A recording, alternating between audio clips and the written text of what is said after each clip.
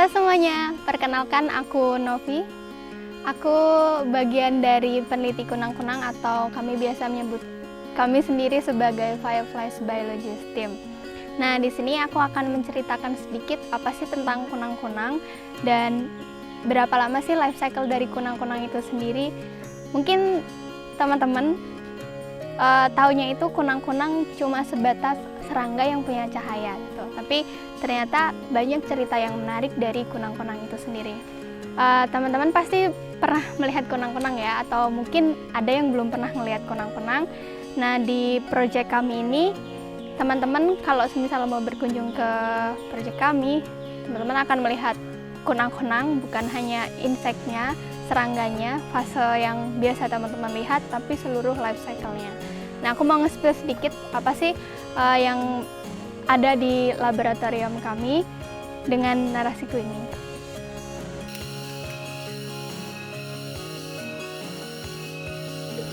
Di sini aku akan coba menjelaskan mengenai klasifikasi kunang-kunang. Aku akan mencoba menjelaskan secara taksonomi atau secara klasifikasinya. Jadi kunang-kunang ini termasuk dalam ordo Coleoptera atau sebangsa dengan kumbang. Kunang-kunang itu sendiri, dia memiliki dua tipe sayap, sama seperti kumbang. Yang teman-teman tahu mungkin kepik. Nah, kepik itu kan biasanya ada yang bagian kerasnya tuh. Nah, kunang-kunang itu juga seperti itu. Dia punya tipe sayap yang keras. Nah, tipe sayap kunang-kunang ini dua, tadi keras dan tipis. Dan tipe yang keras ini digunakan untuk melindungi sayap tipisnya, dan sayap tipisnya ini yang digunakan untuk terbang. Nah, untuk familinya sendiri, kunang-kunang itu termasuk dalam famili Lampyridae. Kunang-kunang itu banyak sekali spesies yang ada di dunia. Biasanya beberapa jurnal itu mengatakan ada lebih dari 2000-an spesies yang ada di dunia ini. Mungkin di Indonesia ini kita belum bisa mengatakan ada berapa, karena sejauh ini aku juga belum pernah membaca ada berapa jenis spesies di Indonesia, karena ya report atau data yang Indonesia miliki terkait dengan distribusi kunang-kunang, macam-macam kunang-kunang, spesiesnya kunang-kunang itu belum ada. Kalau kunang-kunang yang ada di proyek kami atau ada yang di Bali ini, kami melihat ada sekitar lebih dari 7 kunang-kunang yang kami temukan di sini, tapi kami cuma berfokus pada 2 spesies. Saat ini kami juga belum berada di proses berhasil untuk mengidentifikasi kunang-kunang yang kami coba kembangkan. Di mana sih sebenarnya letak kunang-kunang? Karena kalau secara ilustrasi, kebanyakan komik, gambar, ataupun video yang ada di internet itu menunjukkan kunang-kunang memiliki cahaya di bubnya atau di pantatnya gitu. Padahal kalau yang terjadi atau yang ada di serangganya itu sendiri, cahaya kunang-kunang itu ada di bawah abdomen atau di bagian bawah perutnya gitu. Jadi bukan seluruh pantatnya itu bercahaya, tapi cuma di bagian perutnya aja. Kenapa dia bisa bercahaya bagian perutnya itu? Jadi di bagian perutnya itu mereka mempunyai organ yang namanya lantern, atau kalau bahasa Indonesianya mungkin disebutnya pelita gitu ya, atau obor. Nah, organ ini tuh mereka berisi enzim bernama luciferase, enzim luciferase, dan memiliki molekul kecil yang bernama luciferin. Jadi ketika malam hari, ketika enzim dan molekul ini bertemu dengan ATP dan segala macamnya, ditambah lagi hal yang penting adalah oksigen, maka akan terjadi chemical reaction atau reaksi kimia yang bertahap. Nah, reaksi kimia ini antara enzim luciferase, molekul luciferin, ATP, dan juga oksigen, inilah yang menghasilkan cahaya di malam hari gitu. Dan apa sih fungsi atau kenapa sih kunang-kunang itu bercahaya? Di fase dewasa, memang kunang-kunang itu bercahaya secara khusus untuk menemukan jodohnya atau untuk mating, untuk bereproduksi. Jadi di sini lingkungan yang gelap atau dark environment itu sangat-sangat penting untuk kunang-kunang, karena tadi mereka menggunakan cahayanya untuk bereproduksi. Dan selain kunang-kunang di fase dewasanya, mungkin teman-teman juga kurang terlalu familiar, ternyata larva kunang-kunang itu mereka bercahaya. Jadi bukan hanya serangganya saja atau di fase adultnya atau fase imagonya, fase di mana teman-teman sering melihat kunang-kunang. Tapi di fase larva itu mereka juga akan bercahaya, tapi tipenya itu yang glowworm atau yang hanya berpendar saja, tidak berkedap-kedip seperti di fase dewasa. Jadi mereka menggunakan cahayanya itu juga untuk mewarning predator kalau mereka itu tidak enak. Istilahnya kayak mereka itu menggunakan sebagai defense mechanism. Kalau semisal mereka itu bercahaya, itu berarti mereka terancam dan mereka pengen mengkomunikasikan sesuatu ke kita, seperti jangan makan aku karena aku ini adalah serangga yang, aku ini larva yang beracun gitu. Biasanya animals atau serangga yang memiliki cahaya atau warna yang bagus itu cenderung beracun karena memang mereka itu part dari bioluminescence animals, jadi mereka akan menggunakan cahayanya untuk mewarning predator atau meng-avoid predator, menghindari predator. Secara life cycle, kunang-kunang sendiri itu memiliki 4 fase hidup. Yang pertama fase imago atau fase dewasa, yang serangga kunang-kunang yang mungkin teman-teman biasa lihat. Terus yang kedua itu di fase imago, mereka akan bertelur. Setelah bertelur, mereka akan menjadi larva, dan setelah larva menjadi pupa. Secara metamorfosis, kunang-kunang ini termasuk dalam metamorfosis sempurna karena mereka mengalami proses larvae kemudian menjadi pupae, sama seperti kupu-kupu. Yang menarik dari life cycle kunang-kunang itu menurut aku adalah durasinya, karena ternyata kunang-kunang itu di fase imago atau di fase dewasa mereka hanya hidup sekitar 3 minggu atau 2 minggu atau 22 hari atau kurang dari 1 bulan. Tetapi di fase larva, setelah telur sekitar 2-3 minggu, kemudian menjadi larva. Nah, larva ini tuh ternyata adalah part terpanjangnya kunang-kunang. Mereka itu butuh sekitar 1-1,5 tahun, atau at least itu yang biasa dikatakan oleh jurnal, mereka butuh 1 atau sampai 2 tahun, tapi itu juga tergantung dari spesiesnya. Dan setelah menjadi larva ini, mereka ke pupa dan itu hanya butuh 1 bulan, sekitar 1 bulanan.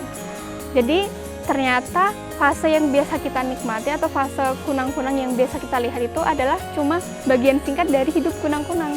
Yang ternyata crucial part dari fase kunang-kunang itu ternyata fase larva yang dia butuh berbulan-bulan, bahkan sampai 1-2 tahun untuk hidup menjadi kunang-kunang yang indah yang biasa kita nikmati.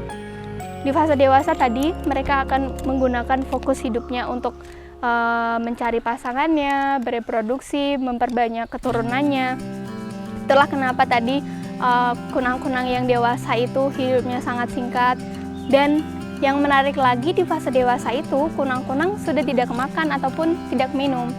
Dan hal itu yang salah satu alasan kenapa kunang-kunang hidupnya singkat. Yang kedua tadi, mereka memfokuskan hidupnya untuk bereproduksi, memperbanyak keturunannya.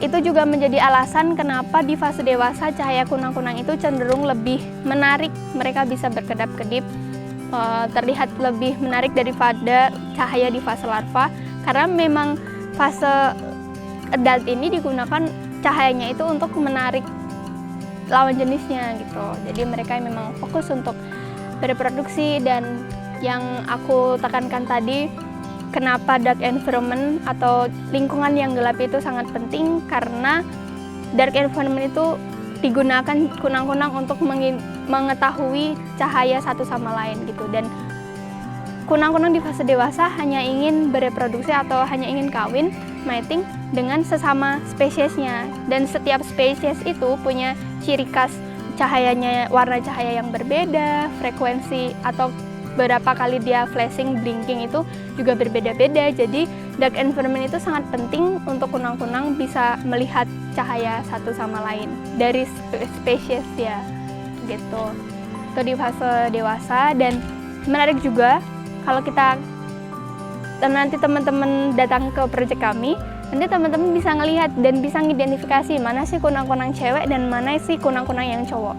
Nah, kunang-kunang yang cewek ini biasanya itu akan cenderung lebih tidak aktif dan cahayanya itu akan lebih redup karena mereka cuma punya satu light organ atau satu lantern.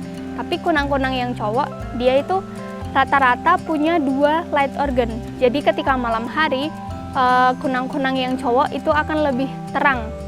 Fungsinya untuk apa? Ya tadi untuk menarik female-nya atau menarik si cewek agar mau mating dengan cowoknya gitu. Dan cowoknya ini juga cenderung akan lebih aktif ketika di malam hari. Oke, kita akan masuk ke pembahasan fase telur. Seperti yang aku katakan tadi, rata-rata kunang-kunang itu akan di fase imago atau di fase dewasanya mereka akan terbang atau tipe yang terestrial semua. Tapi ketika di fase telur, ini sudah akan membedakan ternyata di larvanya itu ada 3 tipe larva atau berdasarkan habitatnya.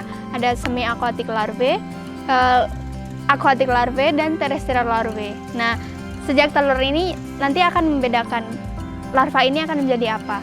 Ada beberapa kunang-kunang yang akan meletakkan telurnya itu di tanah ataupun di air.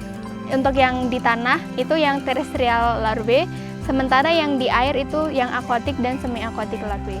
Kunang-kunang yang terestrial atau yang terrestrial larvae ini dewasanya itu akan meletakkan telur di permukaan tanah, bahkan ada yang di dalam tanah, jadi benar-benar underground.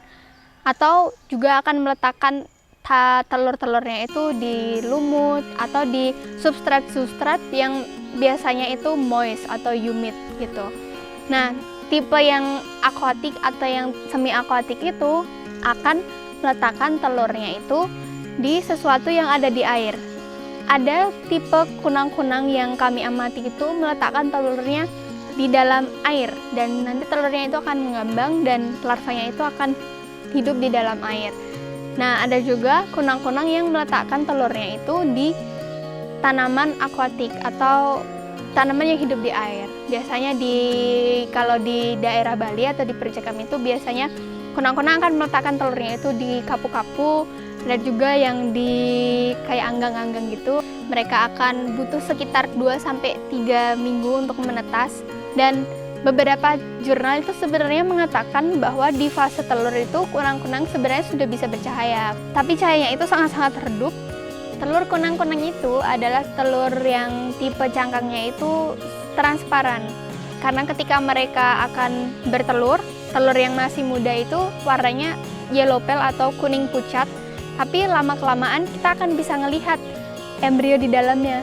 Kita bisa melihat bentukan matanya seperti apa. Nah, mata ini adalah organ yang kami amati itu pertama kali muncul atau kita bisa lihat secara langsung. Oh, ini matanya. Ketika kita ngelihat ada titik, 2 titik di dalam telur itu berarti biasanya kami menandakan oh telur ini sehat, karena pertama kali organ yang kami bisa amati sebagai mengidentifikasi ini telur yang sehat adalah matanya gitu. Jadi kita bisa melihat matanya itu seperti apa, bentuk mulutnya seperti apa, abdomennya seperti apa, ekornya seperti apa, dan kakinya secara jelas itu di telur yang udah lumayan tua. Kita lanjut ke fase setelah telur atau fase larva. Jadi yang seperti yang aku tekankan tadi, larva kunang-kunang itu adalah fase krusial dari life cycle yang kunang-kunang atau fase hidupnya kunang-kunang. Aku juga menjelaskan bahwa larva kunang-kunang tadi terbagi menjadi 3, terestrial, akuatik, dan semi-akuatik. Larva yang kami rearing atau kami breeding atau tipe yang ada di laboratorium kami ini, tipenya cuma ada 2, terestrial dan semi-akuatik. Mungkin karena tipe habitat yang ada di habitat area kunang-kunang yang ada di sekitar laboratorium kami atau di Taro ini juga hanya sebatas sawah dan tegalan atau hutan gitu. Jadi kami tidak punya aquatic fireflies atau aquatic larvae, karena yang kami tahu, sejauh yang aku tahu, kalau yang aquatic itu tipe yang biasanya hidup di sungai ataupun hidupnya itu di danau atau di rawa atau biasanya ada di mangrove. Nah, yang terrestrial larvae ini, mereka itu larva yang hidupnya ada di tanah. Kalau di malam hari, mereka biasanya akan crawling atau mencari makanannya gitu di sekitar rumput-rumput yang pendek. Terus mereka juga akan cenderung mencari di kayu-kayu yang udah busuk atau di batang-batang yang udah busuk, kemudian atau tanaman-tanaman yang udah busuk. Itu biasanya kita bisa menemukan larva terestrial itu di area-area seperti itu. Nah, kalau yang semi-aquatic itu biasanya kita bisa jumpai mereka itu banyak di sawah, di air gitu. Memang yang semi akuatik ini mereka itu akan hidup di air untuk beberapa stage, tapi nanti ketika mereka udah lumayan besar, sekitar stage mungkin 89 atau 78, itu mereka akan udah mulai mencari lumpur atau daerah yang masih humid, masih berair tapi tidak benar-benar banyak airnya gitu. Mereka mungkin akan bersiap untuk membentuk pupa stage-nya gitu. Yang aku mau tekankan, kenapa kunang-kunang semi akuatik ini dikatakan semi akuatik, karena yang kami baca dan yang kami pahami sejauh ini, larva ini itu pada stage awal-awalnya mereka memang benar-benar hidup di air. Mereka bisa ada di permukaan ataupun bisa berenang di bottom atau di dasarannya gitu. Tapi di beberapa stage tadi kan mereka akan naik ke lumpur atau ke tanah. Jadi mereka akan mencari medium untuk membuat kukun atau membuat pupa. Nah, sementara yang terjadi di sawah pun tidak selamanya sawah itu memiliki air. Kadang perputaran tanaman padi kan hanya sekitar 4 bulan. Jadi ada masa saat sawah itu tidak ada air sama sekali, tapi mereka masih bisa hidup. Larva kunang-kunang masih bisa hidup ya, karena tipe yang kebanyakan yang ada di sawah itu adalah semi akuatik. Walaupun mereka hidup di air, tapi walaupun ketika tidak ada air pun mereka tetap bisa survive gitu.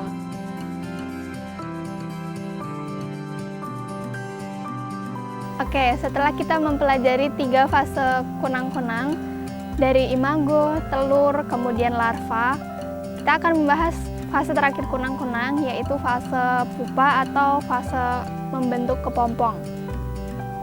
Jadi, kunang-kunang itu mengalami komplet metamorfosis seperti yang aku jelaskan sebelumnya, dan fase terakhir ini mereka akan membentuk kepompong. Tapi tipe kepompong yang dibentuk oleh kunang-kunang ini adalah kepompong yang dari luar bahannya.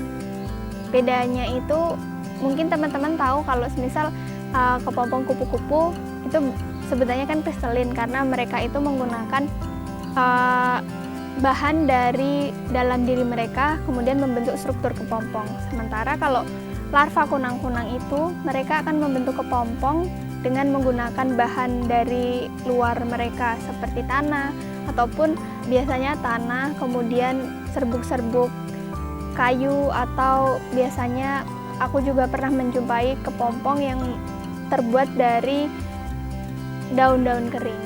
Kemudian juga yang tipe semi akuatik itu secara teori mereka akan membentuk kepompong dari lumpur gitu. Makanya mereka di fase-fase terakhir larva yang semi akuatik itu mereka akan cenderung menempel di lumpur atau hidup di lumpur, karena memang mereka membutuhkan lumpur atau medium untuk membentuk rumahnya atau kukunnya gitu. Dan di proses pembentukan rumahnya itu mereka butuh sekitar kadang 1-3 hari saja gitu. Jadi memang terlihat ketika mereka udah siap menjadi fase pupa, memasuki fase pupa, mereka akan secara pelan-pelan mengumpulkan tanah di sekitarnya atau mengumpulkan serpihan-serpihan daun kering atau lumpur, dan mereka akan pelan-pelan membentuk struktur kepompong yang bentuknya itu bulat gitu ya, oval gitu. Setelah itu mereka akan benar-benar menutup diri mereka dengan rumah yang udah mereka bentuk, dan disitulah proses metamorfosis terjadi. Yang terjadi di dalam kepompongnya itu atau di fase pupanya, mereka akan menutup tubuh mereka dengan soil, mengcover tubuh mereka dengan soil, kemudian mereka akan melakukan proses pelepasan kulit untuk terakhir kalinya. Proses molting yang terakhir ini mereka tidak menjadi larva yang lebih besar lagi, tetapi menjadi imago. Di fase kepompong ini juga terjadi pembentukan metamorfosis dari bentuk morfologi larva menjadi bentuk morfologi imago. Di fase larva mereka light organnya itu tidak bisa terdeteksi mana yang betina, mana yang jantan, tetapi di fase pupa ini mereka akan terlihat membentuk pembedanya. Ketika jantan mereka hanya mempunyai 1-2 light organ, tapi kalau yang female cuma punya 1. Lingkungan yang sangat humid ini menjadi penting untuk kunang-kunang atau fase pupa kunang-kunang, karena ketika mereka keluar dan lingkungannya tidak humid atau sangat-sangat kering dan tanahnya ini sangat-sangat keras, mereka akan kesusahan untuk keluar dari rumahnya sendiri. Ada beberapa kasus dari penelitian kami sendiri ketika kami menggunakan medium yang memang cenderung lebih keras, seperti kokopit gitu, mereka akan ngestak di dalam kokonnya itu, karena kokopit itu ketika mereka keras, mereka akan keras banget. Fase terlama itu adalah fase larva, di mana mereka butuh sekitar 1–1,5 tahun atau beberapa bulan, dan itu adalah di setiap spesiesnya itu berbeda-beda. Tetapi memang semua larva kunang-kunang itu memiliki fase hidup yang sangat-sangat lama dibandingkan fase dewasanya, yang hanya butuh sekitar beberapa minggu. Dan fase larva ini adalah fase yang menurut aku perlu kita concernkan atau kita disebutnya fase krusial gitu, karena memang satu tadi terlama dan mereka hidupnya itu di habitat yang dimana kita sering beraktivitas, ada di sawah, kemudian ada di tanah, dimana biasanya di ladang-ladang atau di hutan. Karena spesies kunang-kunang di dunia ini sangat-sangat banyak, dan setiap kunang-kunang ini memiliki keunikannya masing-masing, dari life cycle-nya, lifespan-nya, kemudian behavior-nya itu berbeda-beda. Bahkan dari bentukan morfologinya itu pasti berbeda, kemudian cahaya, warna cahayanya itu juga berbeda. Jadi memang setiap spesies itu unik, tapi apa yang kami jelaskan di sini itu berdasarkan apa yang kami ketahui dari Rumah Konservasi Kunang-Kunang, dari riset yang kami lakukan. Mungkin ini akan beberapa tidak relevan dengan beberapa spesies kunang-kunang, karena terlalu banyaknya atau saking banyaknya spesies kunang-kunang ini, ada spesies kunang-kunang yang mereka bertahan di fase larva terus, tidak mengalami fase pupa, itu juga ada.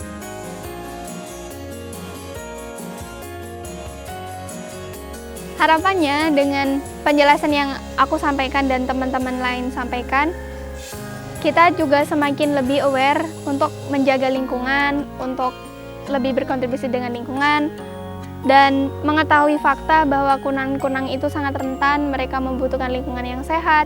Kemudian sekarang populasinya udah menurun dan kita menyadari itu. Semoga kita semakin punya semangat untuk tidak membiarkan kunang-kunang ini dan binatang-binatang lainnya atau satwa-satwa lainnya atau flora fauna lainnya kehilangan keberadaannya di bumi ini.